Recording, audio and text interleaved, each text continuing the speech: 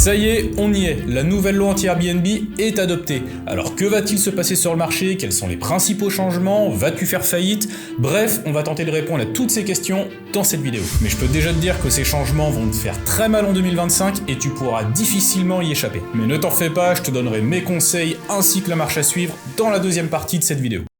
Aujourd'hui, on va donc analyser ce qui va se passer pour nous autres loueurs en courte durée en 2025. Mais déjà, comme on dit, priorité au direct, donc sur cette vidéo, il n'y aura pas vraiment de montage. Mais de toute façon, ce qui compte, c'est le fond, pas la forme. Donc, à quelle sauce allons-nous être mangés l'année prochaine? Je te propose de passer derrière l'écran pour répondre à cette question. Alors déjà, faut savoir un truc, c'est que la plupart de ces changements ne concernent quasiment que la location courte durée.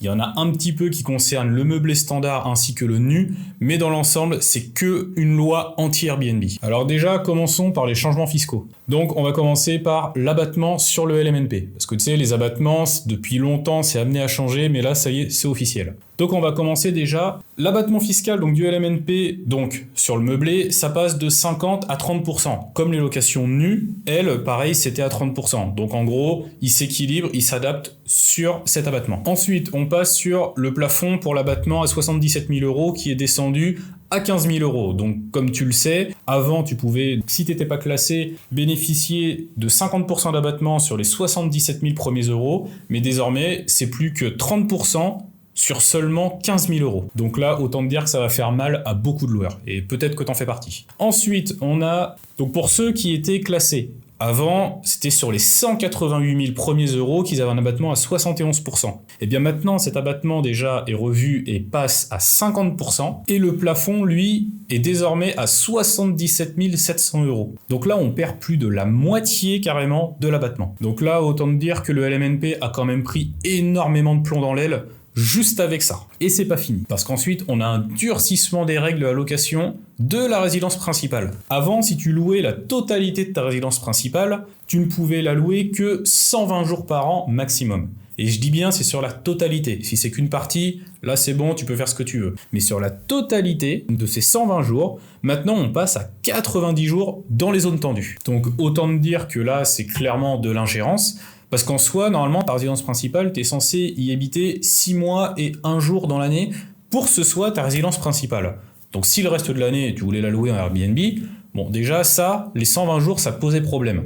Mais là, 90 jours, clairement, là, c'est vraiment de l'ingérence de la part du gouvernement. Donc pareil, autant dire que ça va faire mal au portefeuille de beaucoup de personnes. Ensuite, on passe donc sur les changements juridiques. Donc, nécessité d'un DPE. Et bien maintenant, si tu veux louer ton logement en location courte durée, il te faudra un DPE qui sera obligatoire. Avant, c'était que pour la location à l'année. Mais là maintenant, il te faudra carrément un DPE pour la courte durée, alors que c'est toi, en tant que propriétaire, qui paye les charges. Donc en soi, c'est pas censé poser de problème à quelqu'un. Eh ben non. Maintenant, il te faudra un DPE, ça sera obligatoire. Donc là, tu devras soit le fournir à la commune lors de ton inscription, parce que ça on va le voir juste après, il faudra que tu t'inscrives après auprès de la mairie, etc., etc.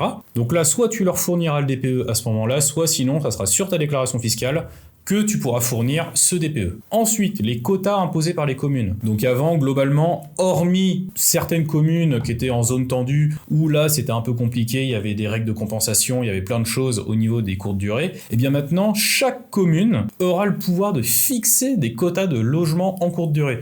C'est-à-dire qu'en gros, j'ai n'importe quoi, t'as le droit à 500 logements dans ta commune, toi t'es le 501e, tu vas te faire voir, t'as déjà acheté ton truc, machin, tu vas te faire voir, c'est mort, tu t'auras rien. Donc là, ils viennent dire, c'est dans certains secteurs de la ville, bon, en réalité, on sait que ça va être sur tout le périmètre, et voilà, c'est tout. Ensuite, il faudra, donc comme je te le disais, donc demander à la commune une autorisation pour exercer la location courte durée.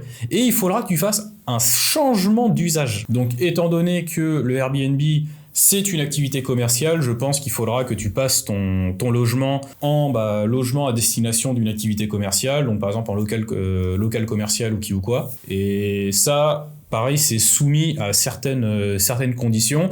Et si la ville ne veut pas perdre en soi vraiment de logement pur à usage d'habitation, là, ils te diront jamais oui pour un truc comme ça. Et là, tu n'auras pas le choix que de passer par eux. Donc là, autant te dire que si en soi, t'as le bras long, ça devrait le faire. Si t'as quelques griefs avec la mairie, ça va être très compliqué. Donc t'as intérêt de te mettre dans les petits papiers.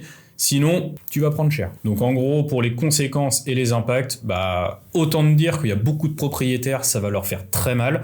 Parce que ceux qui n'ont pas les moyens de faire des travaux, parce que des travaux de rénovation énergétique, faut pas oublier que par exemple, si au niveau de l'isolation t'es pas bon et tout, faut tout arracher pour tout refaire. Donc quand il y en a, ils disent oh mais il y a juste les travaux de rénovation énergétique, souvent les agents immobiliers, je les entends dire ça. Il faut pas oublier que le placo, il va pas disparaître d'un coup et tu vas pouvoir poser puis ça va être réglé. Non, va falloir tout arracher pour tout refaire. Et pareil, un truc qu'il ne faut pas oublier aussi, c'est que les entreprises, dès que tu leur parles en plus qu'il y a des aides ou des machins comme ça, non mais ils se graissent la patte comme jamais. Hein. Ton devis, moi j'ai fait le test par exemple, sur des entreprises où j'ai eu des travaux à faire, les entreprises j'aurais fait faire des devis, donc je dis n'importe quoi, j'en ai eu pour 20 000 €. Je leur dis qu'il y a des aides, putain le devis il passe à 30 000 €.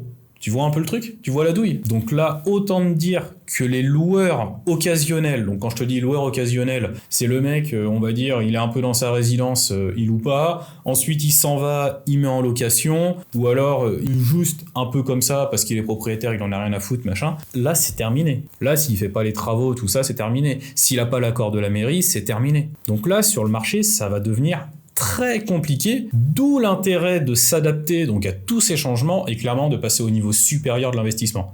D'ailleurs, si ça t'intéresse, tu verras dans la description de la vidéo, je t'ai mis le lien vers un e-book que j'ai écrit et qui t'expliquera ma manière de procéder concernant la location courte durée. Tu verras que c'est pas la même chose que tout le monde et clairement, mes chiffres ne sont pas du tout les mêmes non plus. Donc si ça t'intéresse, va y jeter un œil, de toute façon c'est totalement gratuit, tu perdras. Et pour finir, petit changement sur la location longue durée. Donc là, ça concerne la location meublée standard ainsi que la location nue.